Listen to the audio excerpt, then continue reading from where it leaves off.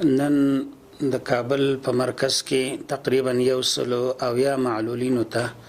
نقدي مرستې ورکړل شوې چې دا مرستې د امه ټرست د عمره خیره بنسټ دی د هغوی د خوا نه وي او کابل مرکز ته تقریبا د 170 معلولین چې پلجیان او 2 اعضا او 3 اعضا یا 1 اعضا ولا راټول شوي وو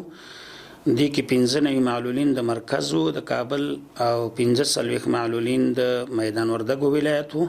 او 10 معلولین چې وو هغه د پروان ولایت سره تعلق درلود نو دوی ته نقدي مرسته د امه خیره بنسټ د خوا نه ورکړل شوه او دا مرسته چې دا به جریان لري ماهانه د خو هر 3 میاشتې پس دوی ورته دا کومک ورکوي د 3 میاشتو په یو ځای باندې نو دا د دوی د مرستې چې دي په نورو ولایتو کې هم جریان لري په 26 تاریخ باندې دوی په هلمند کې د زمونږ معلولینو یتیمانو ته توزیع لري چې 1.5 کوره یتیمان دي او 4 معلولین دي بیا په 28 تاریخ د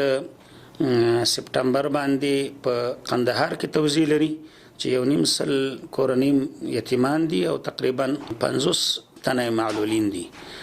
نو دغه سي د دوی د مرستې جریان لري په ټول افغانستان کې په عموم کې اوس چې د امه ټرست موږ سره وعده کړې د مرستو ماهانه په دې کې 4,000 د یتیمانو کورنۍ دي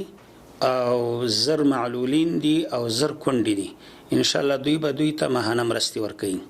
خو هر 3 میاشتې پس په توزیع ورته کوي نقدي مرستې د امه خیره بنسټ چې دی موږ ډېر تشکر ادا کوو د دوی د نقدي مرستو نه امید ساتو چې دوی د خپل مرستې د شهدا او معلولینو چارو د وزارت په چتر کې د وزارت د چتر لاندې د معلولینو شهیدانو او کونډو ته یا یتیمانو ته نور مزید زیاتې کی امید او ان شاء الله وعده را سره کړی دي چې موږ به مرسته زیاتو ستاسو معلولینو ستاسو یتیمانو ستاسو کونډو ته ان شاء الله ډیر منندوی د دې ادارې او د خیره بنسټ نه